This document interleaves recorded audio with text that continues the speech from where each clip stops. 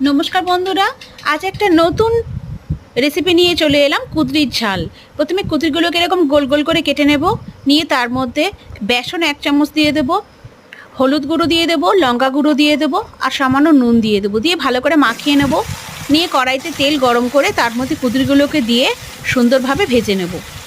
যখন লাল লাল হয়ে ভেজে যাবে, ঢাকা দিয়ে ভাজতে হবে, কারণ এটা ভাজতে একটু সময় লাগে। লাল লাল হয়ে ভেজে গেলে তারপরে তার মধ্যে দিয়ে দেবো রসুন বাটা, আদা বাটা, টমেটো কুচি, পেঁয়াজ কুচি আর কাঁচা লঙ্কা দিয়ে ভালো করে এদিক ওদিক সুন্দরভাবে নাড়াচাড়া করে নেব। টমেটোগুলোকে খুন্তির আগা দিয়ে ভেঙে দেব। দিয়ে সামান্য একটু কালো জিরে ছড়িয়ে দেব। দিয়ে একটু জল দেব সামান্য তার মধ্যে।